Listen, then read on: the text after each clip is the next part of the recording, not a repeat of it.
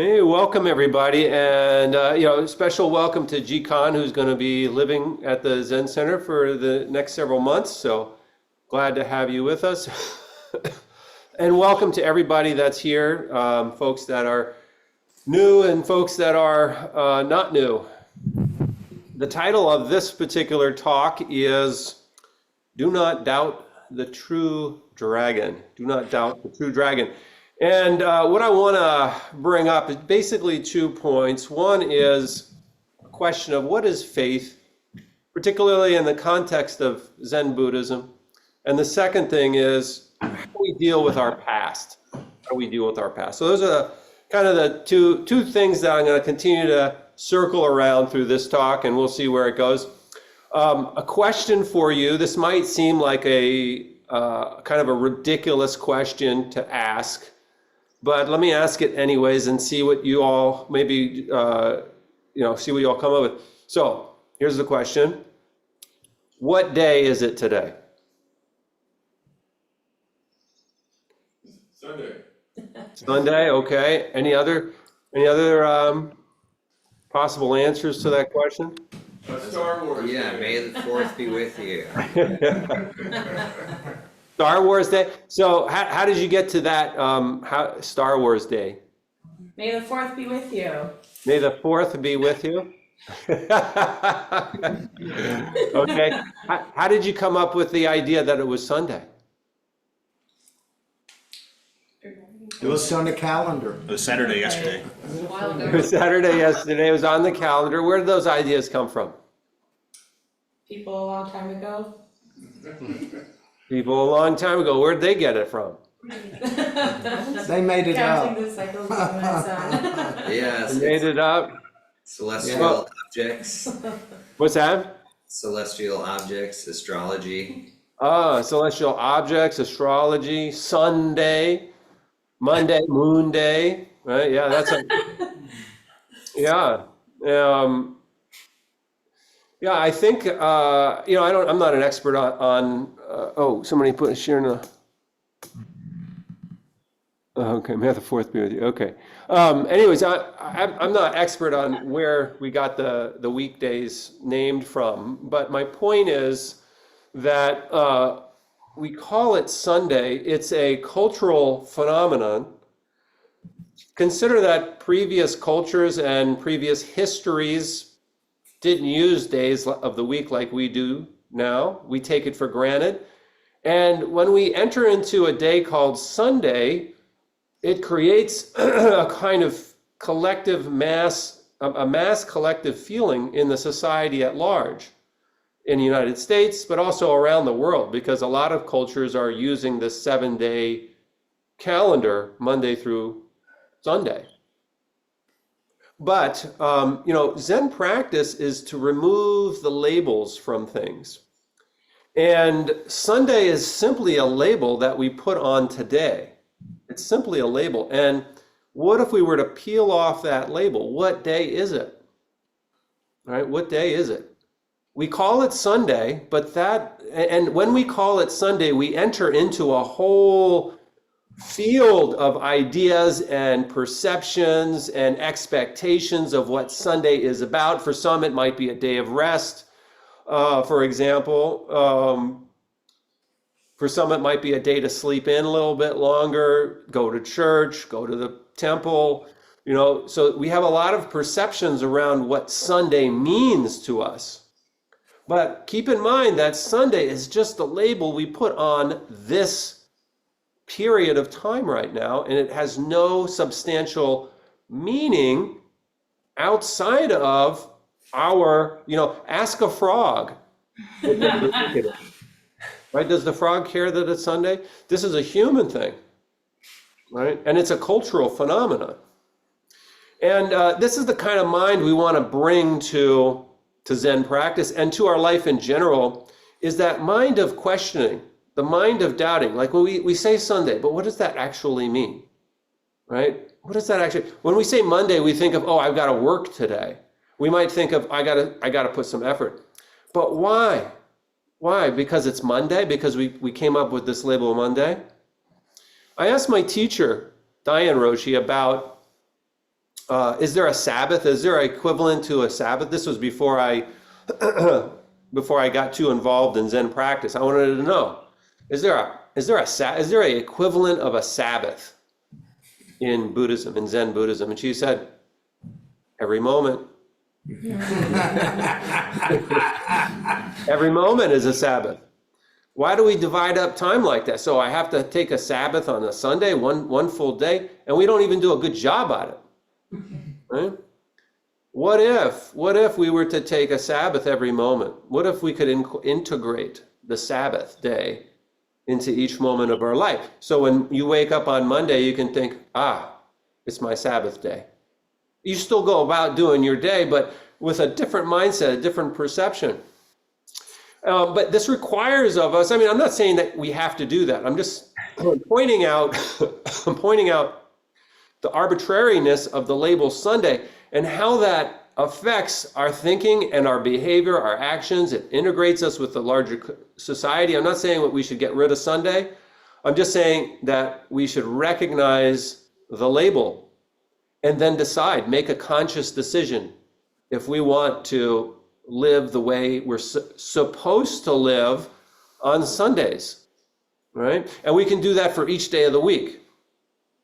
These are arbitrary labels we put on things. Here's another one. This one we say, I'm male, you're female, right? And you don't think about the wider context of that. And, there's an ancient symbol from the Chinese, from Chinese history and religion. It's the Tao. It's this big circle with a kind of like an S through it. And there's symbolizing yin and yang. And yin is symbolic of the feminine. Yang is symbolic of the masculine. But it's the dualities. It's any duality. It could be feminine and masculine. It could be up and down. It could be black and white. Whatever dualities you want to name there. Good and bad, right and wrong. Within the masculine, there is this small dot that is the feminine. And within the feminine, there's this small dot, which is the masculine. And it's pointing out symbolically that these two things are not completely, there's not a sharp line between the two.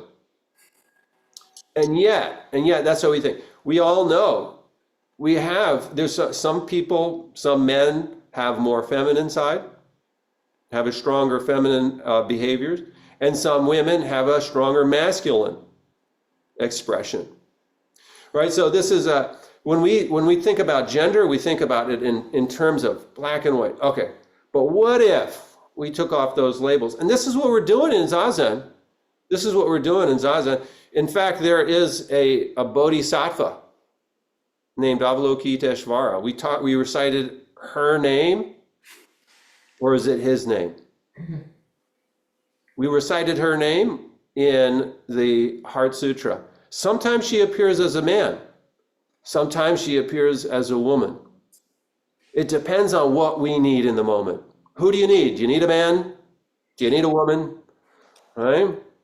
So this, this amorphous nature and the labels that we put on things that if I'm labeled such and such, right? Is it Sunday? Then I'm going to act in such a way. But what if we were to peel those labels back and start to question the labels that we put on things? And this can go on. This can make our life very interesting. So the title of this talk is Do Not Doubt the True Dragon. And for most of us that grew up in the West,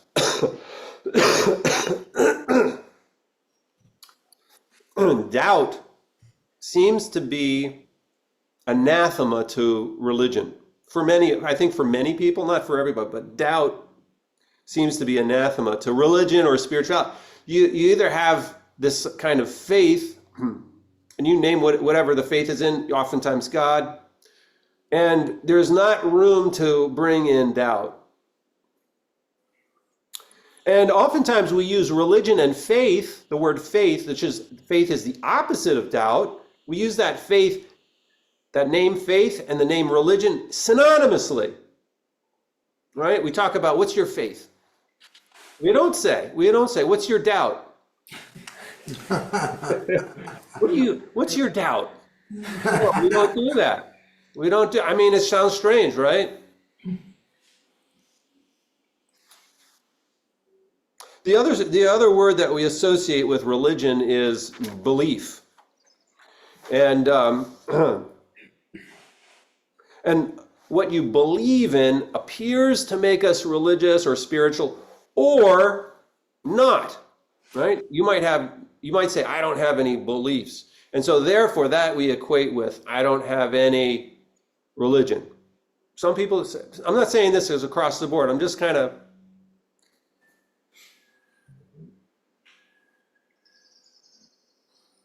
in any case, Zen is an attempt to bring us to the next level beyond these ideas of faith and doubt.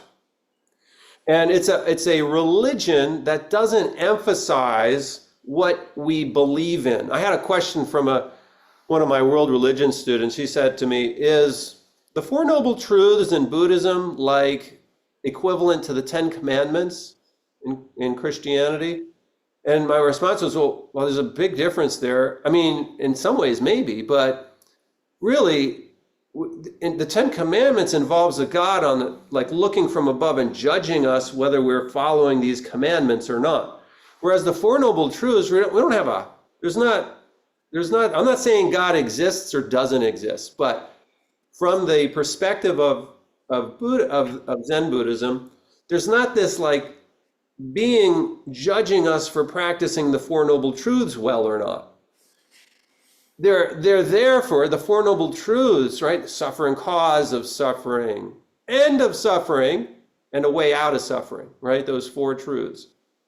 We got to put them into practice. Nobody's going to be judging us for how well we do at it. Either it works or it doesn't work, or if it doesn't work, maybe we're misunderstanding it some way, or maybe we haven't applied it properly in the moment.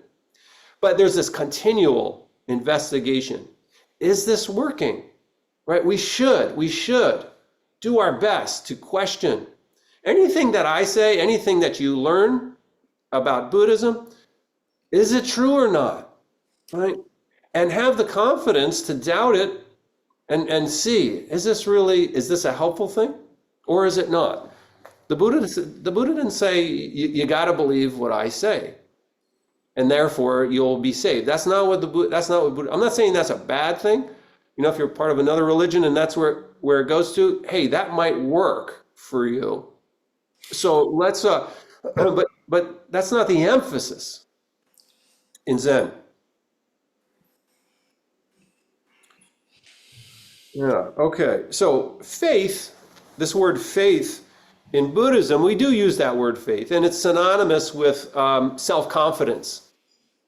It's synonymous with feeling a sense of self-confidence in our ability to be our best self, to heal, to be better in our life, to find more joy in our life. I think that's what faith is about. That confidence in ourselves to be better than we are right now, or simply that how we are right now is, I don't want to say totally fine, because that precludes us from, there are certainly things we can improve upon. But foundationally, we have great potential. I think that's we have great potential. You were born with great potential. I don't care where you came from, what your family background is, good or bad, what your education level is. Right? Dogen says it's not about the smart or the stupid. You have great potential. Right? And Zen wants you to live up to it. Does that mean you become a Buddhist? Maybe. It's not about Buddhism. It's about your life. Right? We want to live our best life. And what does that look like for me? What does that look like for you? I can't say. my teacher, well, let me just say a little bit more here. In my chaplain work last week, I had two interesting encounters with patients at the hospital. One, they were both Christian, both beautiful people, and one person, the spouse, they were both the spouses of patients. The one patient I met on Friday, and her husband just got a terminal illness diagnosis, and they were considering the possibility of hospice. And I'm assuming you all know what hospice is. The basically comfort care till the end. And this the spouse of this man was quite belligerent when she heard this, because they were considering putting him into a hospice house because there wasn't anybody to take care of him at home. The wife was too old, and he needed to get to the bathroom regularly, and she couldn't do it. Even though she had experience as a nurse's aide, but that was, probably 20, 30 years ago. So she was somewhat belligerent to the faculty, to the staff in the hospital. And then I came in, and she's a very spiritual person too, and she said to me, I came in and I said, I'm so, I hear there's this diagnosis going on. How can I be of service to you? Can I pray with you about this? And she was, just notably, she relieved just to talk with somebody who would talk with her about something more spiritual. And so she calmed down quite a bit. And then as the course of the conversation went on, she said, I had this idea that God always does everything I want him to do. Everything I've asked of God, and God, I'm convinced God wants us to die in the same house together. So what did I say? I'm thinking in the back of my head, our perception of what God is are completely different, first of all. But I'm not saying that to her. The chaplain's role isn't to fix the person. So I mentioned, there's no guarantee that your husband stays in hospice. He can actually get better. Some people get out of hospice and then they return home, and that might be the case for you. So anyways, I kind of went there with her, but I would call that idea of, this is just my judgment, so you'll have to forgive me. I'm based on what that conversation was, my judgment was, this is a kind of a immature spirituality where we supplicate God and God gives us what we want. I'm not saying that that's impossible, because sometimes we do. We do that in Buddhism too. We offer prayers to the universe. We put it out there to the various Buddhas and Bodhisattvas. We ask for things. We ask for healing. We ask for prayers for people. So it's part of Buddhism too. But what makes it immature is that there's this expectation that if I don't get my way, then I've inserted this doubt about what God is, if God even exists. And she said as much. This patient spouse said as much. She said, I'm starting to doubt in God. And so doubt for her was a real bad thing. You shouldn't do that. Next day, I was on call and I got called in. This patient died. He had CPR going on, and he died. They actually revived him, and he came back for about 30 minutes, not conscious, but he came back. They got his heart rhythm restored, and then he passed away again within 30 minutes. And they were working on him before he came back the first time. They were working on him for about an hour to try to get his heart rate back. And then you never know what you're going to meet when you meet somebody's spouse after somebody's just passed away. So I was like, all attention. I'm all attention. I go into that hospital room. I'm like, okay, what am I meeting here? The woman, she tells me, I'm Christian, I'm Baptist, and this is the second time. This is my second husband, and that's passed away. And I know God has a bigger plan. Wow. What a contrast to the day before. And that's what I would call a mature spirituality where there's not any expectation of what God's going to do for us. So we have this in our culture, and many people come to Buddhism because they've lost faith in God, especially, Westerners. I know that was part of my path, is this path of losing faith. And so it calls to my mind, what is this role of doubt and faith in Zen? How do we wrestle with it? How do we deal with it? And are we supposed to have faith? And if so, in what? Dogen, Zen Master Dogen in the 13th century, he says, do not doubt the true dragon. And that's his instructions for Zazen, for seated Zen, what we just did prior to this talk. Right? That he says, do not doubt the true dragon. So he seems to be suggesting, or not even suggesting, but saying, he seems to be saying that we should have no doubt whatsoever in Zazen. And some people are like super gung-ho about Zazen. But I would ask us even to, we have to be careful about that too. What is our definition of Zazen? What does it mean? What does it mean for us? What does it do for us? Who said that why shouldn't we doubt Zazen? Why shouldn't we doubt Zazen? The true dragon. He refers to it as the true dragon. Or it could be a reference to the teacher. Why should we just blindly accept Zazen? Should we do that? I mean, Dogen, he gives these quote unquote universal instructions. In other words, anybody can do Zazen. He says, just put your right foot on your left thigh and your left foot on your right thigh. Can you do that? No. I mean, I might be able to do it after a lot of yoga and for a short period of time. And then I'm like, okay, no, I can't do this anymore. But that's all, he says a lot of other things too. So should we not doubt what these instructions are about? How do we do them so that it works for us, for our time, our body? Your body is not a 13th century Japanese man's body, right? I mean, I went to Japan in 1995 and I was the tallest person there. In the 13th century, I probably would have been even taller. So the shapes of the legs, the back, how that moves, how that works, we got to pay attention to what works for us, right? We have to bring a certain degree of doubting to our practice.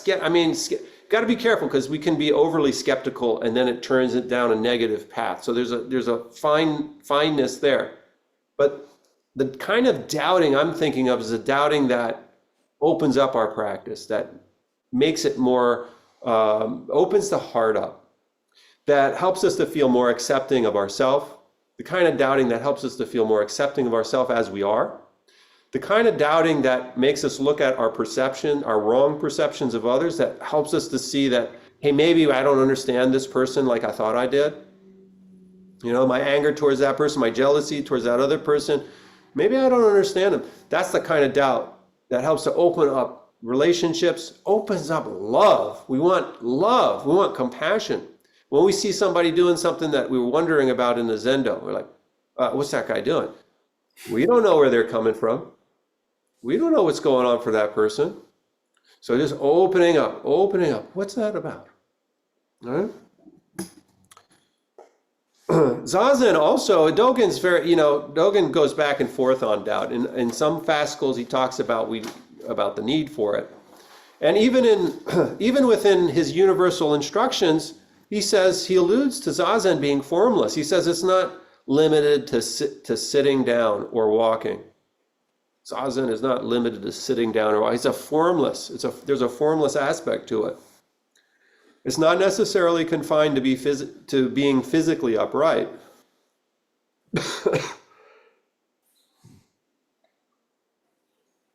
So this leads me to point number 2. You're not going to, excuse me, Probably need some water, but I don't have my Jisha here to give me water. Yeah.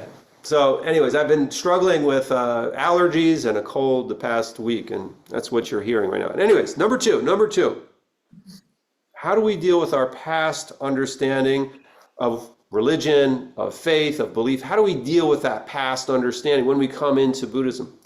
This might be an interesting topic for some of you. I apologize if not everybody's completely engaged in it, but I find it fascinating. Usually when people come to Zen from Western background, they're somewhat dismissive of their former religion. Not everybody, but some people, and I certainly was, and I use that in the past tense, was dismissive. And I see other people are that way as well. Not everybody, but many people. And some people in our Sangha, they continue to go to church and whatnot. And that's, totally fine. There's nothing wrong with that.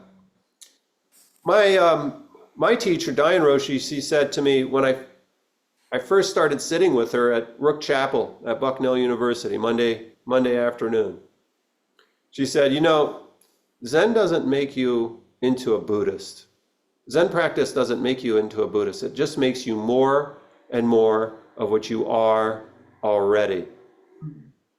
If you're a Christian, if you're a practicing Christian, you'll be a better practicing Christian. Right? I was blown away by that. I wasn't expecting that. I was expecting like conversion.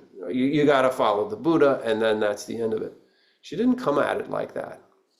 And that was a really eye-opening feel for me, because I started thinking, maybe I should reinvestigate. And there it is, reinvestigate. Doubt your former perceptions, right? Doubt, bring some level of doubt. This is going to bring us to the next level, right? Bring the doubt into your own perceptions. I'm not saying we should return to previous perceptions, and I'll get to that in a second. But we got to bring a newness, bring it to the next level. Here's a quote that from Robert Thurman. For those of you who don't know, Robert Thurman is a widely acclaimed scholar in the Tibetan Buddhist tradition. He's written extensively about Buddhism.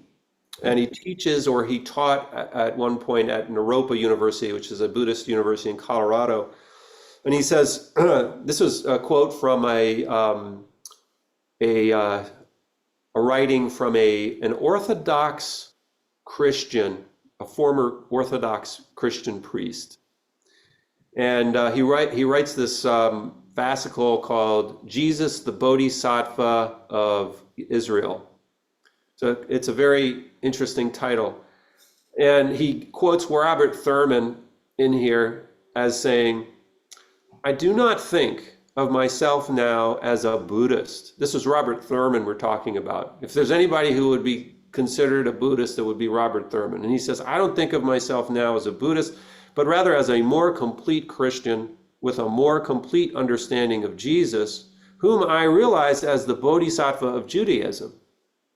He is word and wisdom of reality, and in his incarnation manifest the peaceful Yaman Taka. This is a Tibetan image of a particular deity, who destroys death through his own chod practice. That's their form of practice. Giving his flesh for food and his whole body to suffering and death. This is Robert Thurman talking about. And it gives us a lot to think about. How do we relate to our previous understanding of religion? How do we relate to those that still hold that understanding? And how can we take it to the next level? Can we incorporate our previous understanding into our present understanding? Can we incorporate our previous understanding into our or maybe another way to think about this is, can we bring some level of clarity to our former understandings into the present so that it's not dismissive of them? I don't know if this is making sense, and maybe rather than try to rationalize this, we can look at a story from the New Testament that might be helpful for us. This one is a quote from Jesus. He says, "No one pours new wine into old wineskins. If you do, the new wine bursts the wineskins. The wine spills out, and the wineskins are ruined. New wine must be put into new wineskins. Then both are conserved." The new wine, right? That's the story. That's the saying. That's a saying from Jesus. Don't put new wine into old wineskins. This new wine, in Zen terminology, this new wine is your satori. We don't use that word a lot in Soto Zen Satori, but it's your enlightenment experience. It might be a small little enlightenment experience, right? It's an aha moment, a time when the bottom falls out and you're getting a different picture of reality. That's why most of us are here. I mean, I think maybe all of us have had some kind of transformational experience where we see ourselves as much greater than our previous understanding of ourselves, but not in an egoistic way, in a way that's just profound and life transformative.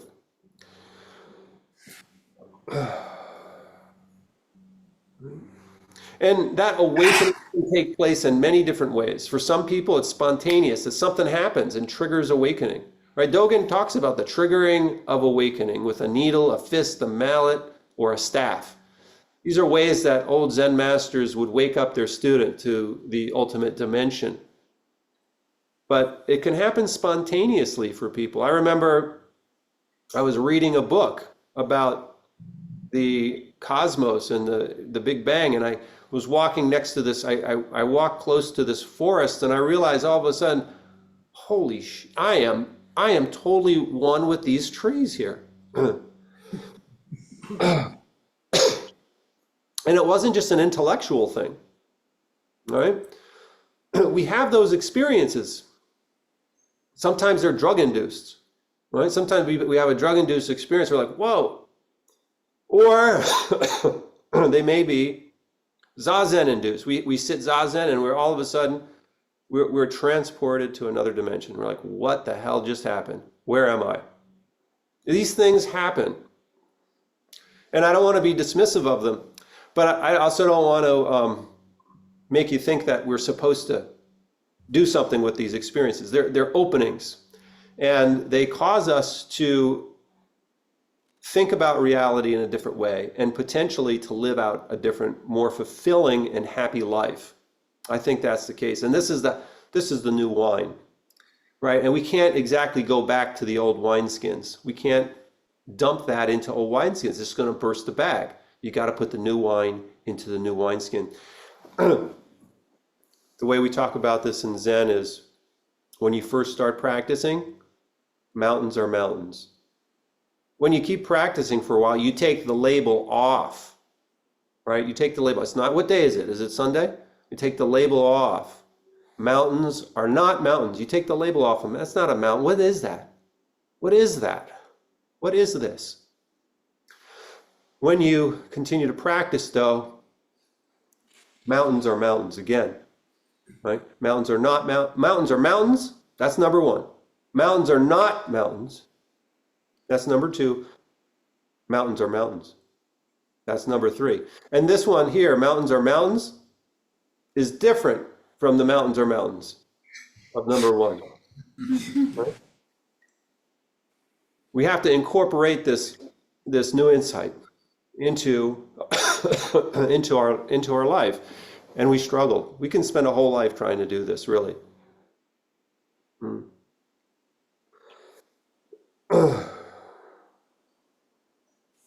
Yeah.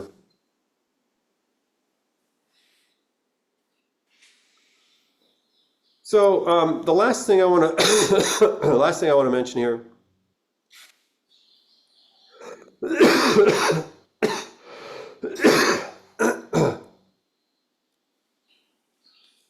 Yeah.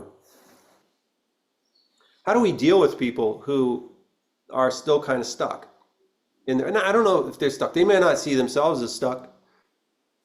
How do we work with people that are still in the old framework that doesn't work for us anymore?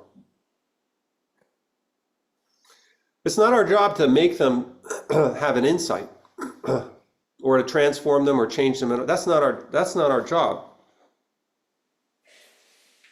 But we do have to think about where we stand now. We might stand in a different place. And how do we do so respectfully? Knowing that we went through some kind of transformational experience in order to experience the new wine, generation of a new insight into reality. We went through some kind of transformative experience to get there. And that other person over there, they just they didn't have that same experience for whatever reason. They're not in the same spaces. I'm talking about, it could be our parents, right? It could be our teachers, could be our spouse, could be our children. There's a process going on, and we happen to kind of move through it somehow. And that process often gets ignited or stimulated by being in close proximity with a teacher. I know it did for me. That's why I take refuge in my teachers. It's because, wow, they opened me up. It could take place in a lot of different ways, though. But we're not in control of that process, and we can't force it on others. And that's not what we need to do.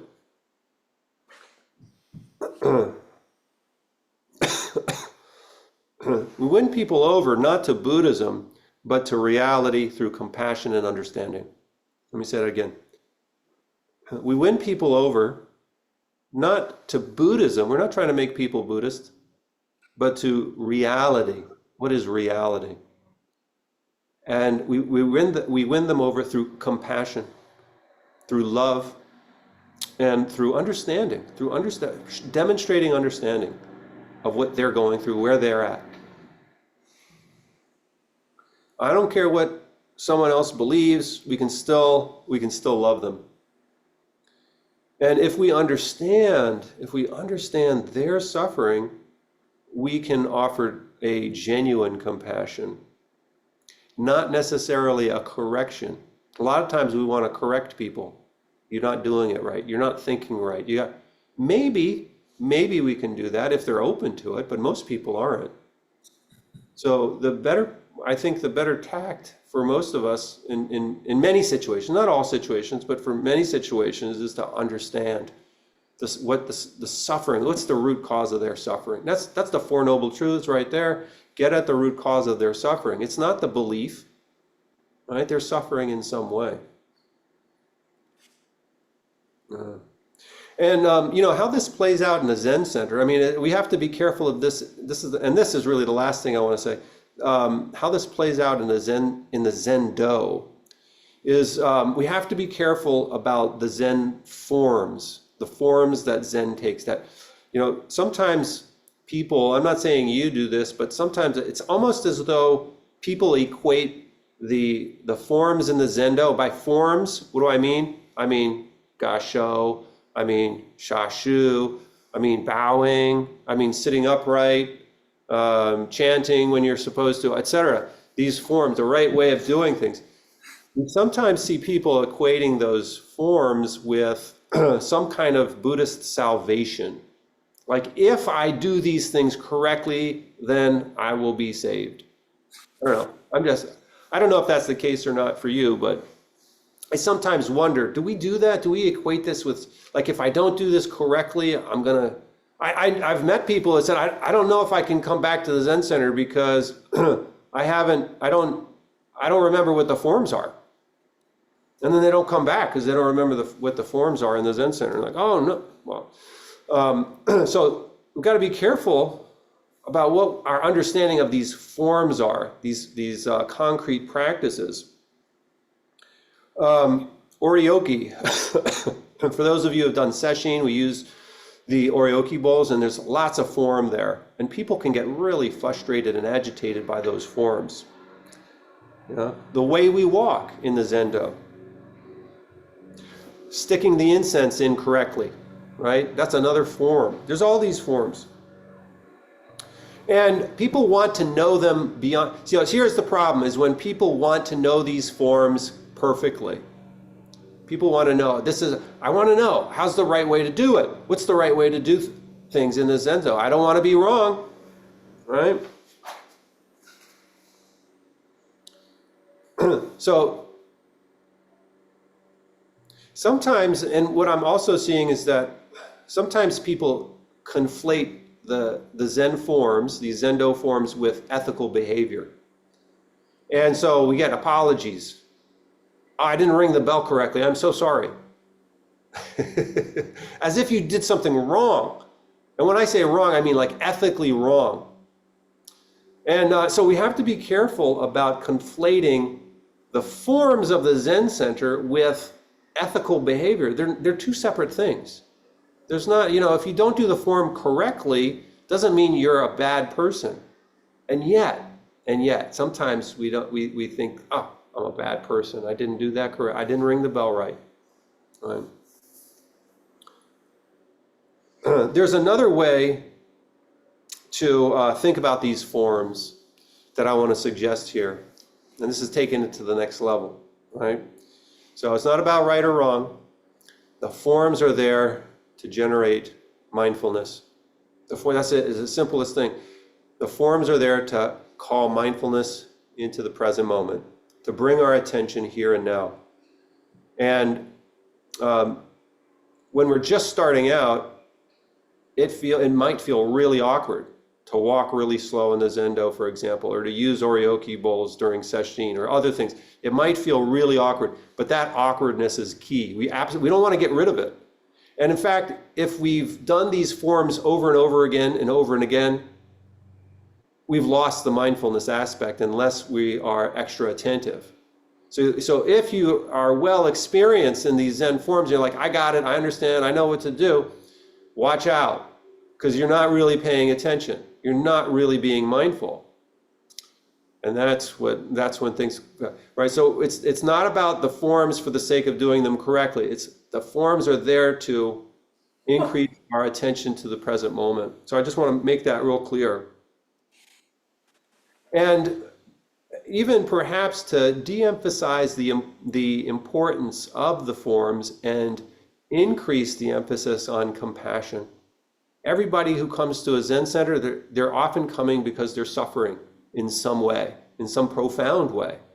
And so we want to make sure that's the foundational level, is that we meet people with compassion, we greet people with compassion, we know that they're suffering. We don't need to know all the details, but if you come at it from a place of, this person's here because they're suffering in some way, and I want to give them space. I want to show them that I care about them.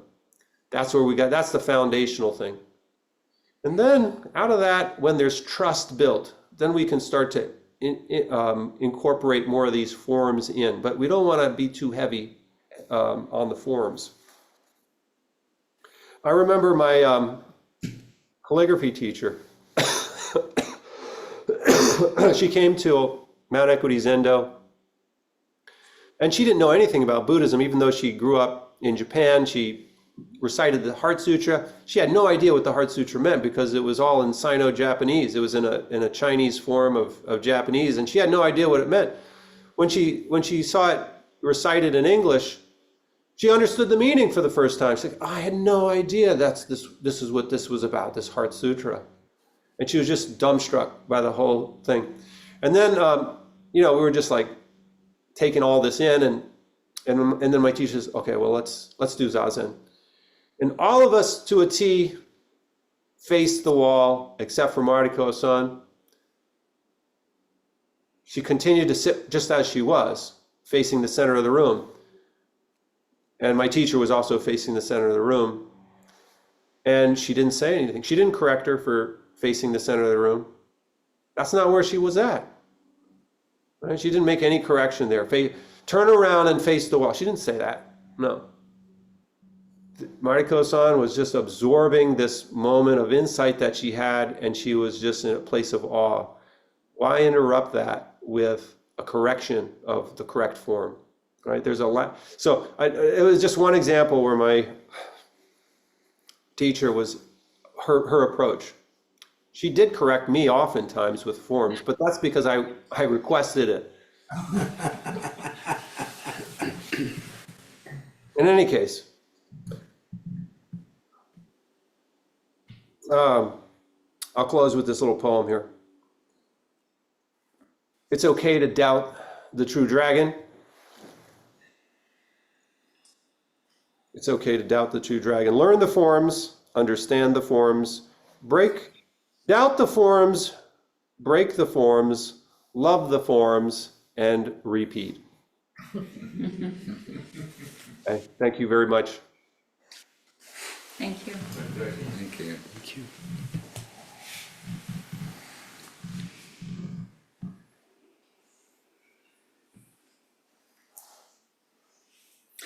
Does anyone have any comments, questions? I can go first. And I'll try not to make it too rambly, but one, thank you for that. I really appreciate any kind of discussion when it comes to like defining terms. Because it's just so, obviously we use language to communicate, and when we talk about spiritual things that don't necessarily lend themselves readily to language, you really do kind of have to get to the nitty gritty. And when it comes to something like doubt, like it's just one word, but it's like this placeholder that will change depending on who's using it, and and it's supposed to be this like neat little shorthand stand-in for all these really complex like internal processes and thoughts and ideas. And so I understand when it comes to doubt, particularly in a context where somebody has their identity wrapped up in like when they say like I am a Christian, and you introduce doubt into that, naturally that's going to rock somebody's world. And so I can see how that can be really like cause a lot of agitation. Like I'm actually picturing somebody like pushing away, like no, like none of that. But coming from a Zen Buddhist perspective, what I have always found useful, like, is just to replace doubt with beginner's mind. Because to me, there's a lot of really helpful parallels in that it's non-judgmental, intentional, it's curious, it's not pushing anything away, it's accepting. Even if you're not resonating with the thing that you're bringing this beginner's mind to, you can accept it and you can kind of integrate it in a way that isn't pushing something away. And and the thing is that even though you're still using it in that still doesn't mean it's not going to be uncomfortable. Like that's the thing, is that when you're bringing beginner's mind or doubt or whatever you want to call it, and you're intentionally shining this kind of like curious, non-judgmental awareness on whatever it is, whether it's an idea, whether it's the present moment, that uncertainty is like, humans don't like that. We don't like not knowing. We don't like feeling like we're on shaky ground, but that's the whole point of Zen practice, is to part of it is to just get comfortable with being uncomfortable. And curiosity as your base, you can even get curious about like, oh, I'm kind of looking at this in a new way and it's making me uncomfortable. I can even get curious about even that. And that can carry you, it can carry you a long way, because it creates space around it, and it just lets you just kind of sit with it, and you can ask yourself, can I just be okay with this for a minute? And if you can introduce that into your practice, or even make that your practice, that I think gives you a little bit more wiggle room to process and integrate things a little more cleanly, instead of like wrestling with it with all of this agitation, which can be there, but at least in this way you can get space and be curious about it. And where does that idea that we can't, like we have to be certain, where does that idea of certainty come from? I think there's probably several places, but I brought up the more religious elements of it, where we're often educated within our religious tradition of the importance of being certain and having quote unquote faith. And so here we are in another religious context, and it's I think it's easy to transplant some of those same ideas but they don't necessarily hold within a Zen context, and they'll, I think, kind of be problematic. So quick question. We have a lot of times during the morning service, we'll say two passages of scripture. We'll say the Enmai Juku Kanen Gyo, or the 10 sentences for the Bodhisattva Kanon or Guanyin or Avalokiteshvara. And we'll say the Jizo Sama mantra, which is the mantra of Jizo, the freer of the beings who live in the hells. With this idea, and I understand what you're saying about doubt, but how do we kind of live with this doubt? Because with doubt, but there is also seems to be faith. Like Right, yeah. So that's what I was saying. You can find the same thing within the Buddhist tradition. I'm not saying that, within Christianity, there's a strong emphasis on faith in God, faith in Jesus, and that's fine. We have the exact same thing going on in Buddhism. And there's room to doubt that too. Yeah. And my question is more, what mindset might be helpful to approach this then? Like, how do we approach? Because I feel like what I see a lot is I feel like we're holding a treasure that has been passed down to us over hundreds, maybe thousands of years. How do we are aware that we're holding this jewel in our hands that we've been given, which is the Dharma, all of these teachings, while still staying in the present moment? Yeah, well, keep in mind, there's many forms of, you mentioned Avalokiteshvara and praying to Avalokiteshvara. There's a story I remember my teacher sharing of the Avalokiteshvara. It was found out in this one town, there was an image of a statue of Avalokiteshvara, and people found out that this particular statue granted all of the wishes that anybody went to her for. So they would, anything anybody wanted, Avalokiteshvara would give it to them. And so people got wind of this, and they wanted all this stuff, and it was all ego-based. And it turned out that what they were asking for created chaos in the community. Well, there was another Bodhisattva, Avalokiteshvara, in another part of the town, and this one didn't grant any wishes whatsoever. You could ask it anything you want, but it would never give it to you. And so once the chaos got to a level where people couldn't bear it anymore, and they recognized that their egoistic desires was the problem, they started going to the other Bodhisattva who didn't grant their wishes. Well, No. but what do we say then about, and I don't mean to harp on this, but like, we're teachers of Japanese Zen, and we're not teachers, we're students of Japanese Zen. How do we deal with this real religion that exists that people believe in when we've seen it fail?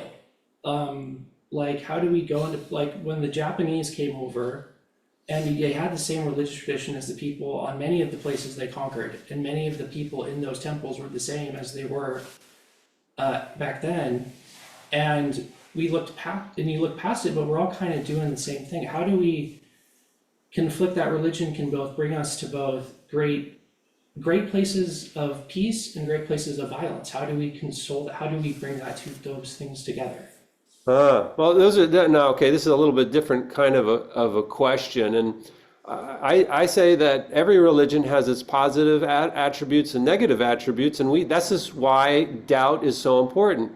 I mean, the Japanese, there's a whole book called Zen at War by Daishin McCabe, who's one of the founders of Nebraska Zen Center, and I met him, and he talks about how Japan in World War II, the temples were used by the military, and the kamikaze pilots were encouraged to, do their duty and sacrifice themselves, and they used Buddhist images to inspire them. This is an example where religion goes awry. It gets co-opted by the government and used for destruction. And any religion we see this in Burma today, because the religion is tied to the state of Myanmar, that there's a lot of injustices, and for Buddhists too. You can't even really be a Buddhist because you're just a mouthpiece for the government. So there's no guarantee that just because you're part of a particular religion, it's not going to go awry. These are human beings practicing. We're all human beings, and I think we're very lucky in the States right now that we can practice at the level that we're practicing right now. I mean, and again, here, even in the States, it's not without issues and problems. There's been misconduct on the part of priests. So coming into it with a healthy skepticism is important. And getting clear on what you're doing and what it's about and whether it works or not is going to be equally important. Put the responsibility on yourself on whether this works or not. You can accept the things that work and disregard the things that don't. If it's helpful to take refuge in a Sangha, then do that. If it's not, then don't. Yeah, put it another way, trust but verify. Yeah. Trust, but verify. Yeah, and that's why I think a lot of people focus on book knowledge at first, and they're a little bit weary about a Sangha or community like Nebraska Zen Center. Because they're not sure, like, are these people actually doing what I'm reading about in the book and this kind of thing. And for us, book knowledge is, for some people, it's a starting place. So, but there's something important also about community and being together. That's where our practice really gets tested. It's in the waters of a community, and that could be a Buddhist community. I think if the circumstances are set up right, then it can be a good way to test our practice, but it'll get tested in the wider world as well. Our Buddhist, the practice gets tested by our family and friends and at our workplace, even by people that are not Buddhist. Anytime you get the button pushed, anytime the button of your heart gets pushed, that's the Buddha at your heart's doorbell ringing. All right, it's a great segue. I'd like to respond to Hayden. He said it was okay. So when I have big questions like that, and I can feel that there's some passion about that. There's a real intensity about wanting answers, right? So I try to do, if I'm lucky, what Sarah mentioned is bring beginner's mind to that and like, all right, where is this question coming from in me? What kind of answer do I want? What kind of answer do I not want? Is it okay to just sit with the question? So I think there's lots of ways that we can explore those really big questions that may not have an answer. The question is more important than the answer. Does that make sense? Yeah. Thanks for letting me say that. Yeah, and I'd like to think of Nebraska Zen Center as a place where we can do that. We can legitimately and genuinely ask those questions without fear of punishment in some way, because you can't do that everywhere in the United States and in religious circles. You can't always ask those questions. I like to think of us as a space where you're encouraged to do that, where where it may be appropriate. No, if I may add something just for context, I didn't know the author of Zen at War was from here, the author of that book? Daishin, yeah, Brian Daishin Victoria is, I don't know if he's from Omaha, but he lived in Omaha for a while, and especially around the start of the Nebraska Zen Center. Okay, Yeah, he taught at Creighton and UNO. because I was reading Buddhism and. I was reading the book, so the book's really good, so I didn't know that. Yeah. Yeah. Thank you. I was gonna add just one more thing, like, because what it brought up for me is, because just to be clear, your question had to do with the religion, the tradition itself, and how do we know that we're getting, like, through transmission, through the generations, how do we know we're getting the correct teachings, kind of? Yeah. Like this, yeah, and how it can be used in different ways, Yeah. And that's totally true, because and that's the thing too, is that, like, there's the teachings, but then it's not a one-sided thing, it's a relationship, it's a person and it's teachings, and any given person, any of us, no matter what the tradition is, like, any of us, I am not a Buddhist, like, I sit every day, I practice the forms, I love this community, but I am not a Buddhist. I'm not even, and that's one of the things that I love about this tradition, is it invites you to check that out and, like, can you, like, fit into this little box? But anything that's, like, that has structure, any one of us can use it any way we want. Like, am I using this tradition to like boost my ego? Am I using it to like solidify my ego? Am I co-opting it to create war and destruction? Or am I using it in a different way, in a way that's more helpful and compassionate? And so to me, it almost doesn't even, I mean, it's not that it doesn't matter what tradition you adhere to, but you're bringing something to it too, and you have agency over that. Like, and it's your responsibility to understand how you're interpreting it and how you're using it in your life. I guess, I don't know. That's well said, sir, yeah. Are there any other questions, maybe on a different thread? There's a gentleman in the back raising his hand. Go for it. Just very much here with a beginner's mindset, but I just want to try and understand what you're saying. So it might still be in kind of the same vein, but I was hearing a lot about like how does like doubt and faith like fit together, and from just tell me if I'm grasping this correctly. Doubt is meant to strengthen your faith in something, because my experience with religions is that faith, I usually compare or see it side by side with like blind. And so I'm like, if you just blindly accept something, like, are you truly believing it? Right. Like, welcoming doubt in, it allows you to be able to accept it yourself, and that kind of lies where the true faith would lie. I would say it a little bit differently. I think you could do it that way, but I would say it a little bit differently. It's because we have self-confidence that we can doubt.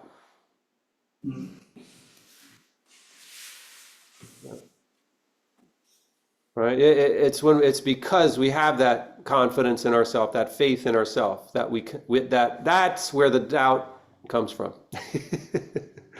Doubt doesn't lead to deeper. I mean, it can be like a back and forth thing, but you have to have some degree of confidence in order to doubt in the first place. You have to have some degree of faith in the process, in yourself, in order to bring doubt forward. And that's the starting point of Zen practice, by the way. That makes sense. Thank you. Yeah, thanks for the question. Yeah.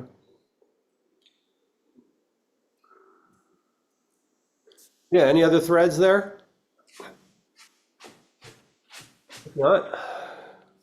Well, this is I think what I've shared is I try to pack in maybe too much here in a Dharma talk. So if stuff comes up for you as you go, you know how to get a hold of me, Daishin@zenfields.org. You can call me, text me, we can talk about it if you want to, or if things come up for you that way. But, my main message is just have that confidence in yourself in doing this practice. That's the most important thing. Don't worry too much about doing the forms wrong. It's about generating attention. That's what we want, is that attention, that mindful, loving attention in the present moment. That's what we're cultivating here. And we're supporting each other doing that. I guess that's what the community is about, is that we're supporting each other in doing that, which you don't always get outside of this community. But that's what I'm striving for, is to create that community that supports mindfulness. Yeah. So thank you all for listening and participating, and we'll do it together. I'm not an expert at mindfulness, let me tell you. I'm working at it myself, and I got plenty of things to learn and still be very curious about. Yeah. Yeah, thank you, Daishin. Thank you. Thank you all. Thank you.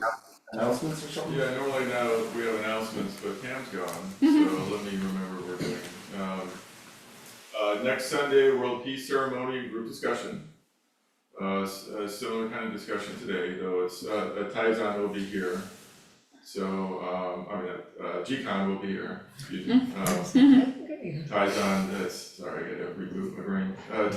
G-Con is here to help us out with the group discussion. The 16th is full moon ceremony. That's Friday night. And then introduction to Zen is on the 17th, right, Daishin? Yes. That's right. And on the 18th, we have two people from Tri-Faith coming to talk with us about their what's called the 5B process. And actually, this talk was meant to be kind of a precursor to that one, because we're going to be looking at things like belief and behavior and things like that, and looking at our own perceptions. The purpose of it is to increase our knowledge, increase our awareness of diversity within and outside of the Sangha, as well as have a healthy appreciation for that diversity. So I don't know how it's going to go. I just met these folks. One person, the director of it, I talked with on the phone for quite some time about kind of what they do, and it seems like it might be a good thing for our Sangha to participate in kind of a one-time thing and explore and see what kind of insights come from it. We'll sit Zazen for 30 minutes, and then the director of Tri-Faith and his partner will lead us in an exercise. So that will be it for that, the 18th. Hope you all can be there for that. I'm looking forward to it. The person who is the head of Tri-Faith is a Christian theologian, and he's going to he wasn't sure if he could do Zazen. I said, if you're going to do it with us, you got to sit Zazen. He said, well, I don't know, I can't sit. If I have to sit on the floor, my legs go numb. I said, don't worry, you can sit in a chair. He's going to join us in a chair, and he's bringing his wife, who's Korean, and she has some experience, I guess, with Buddhism. And then there's a Muslim practitioner coming with him as well. So it should be very interesting and engaging, and bring up stuff for us, I'm hoping. Yeah. Hopefully make us a little bit uncomfortable. Yeah, I walked, they had like a thing a couple years ago at the Tri-Faith thing where we were invited, and it was, I found everyone to be very nice, and they have like a Jewish synagogue or whatever you call it, and then an Islam temple, mosque, and then they have a Christian church, and it's all on the same property. But apparently it's unique to the country, or not, if not the world. It's pretty interesting. Yeah, fascinating. Yeah, it's very interesting. So I think it'll be fun to engage with the Tri-Faith community and see where it goes. And yeah, Vicky, George's partner, introduced me to them. Vicky Grinwald introduced me to them. So I'm going based on her recommendation.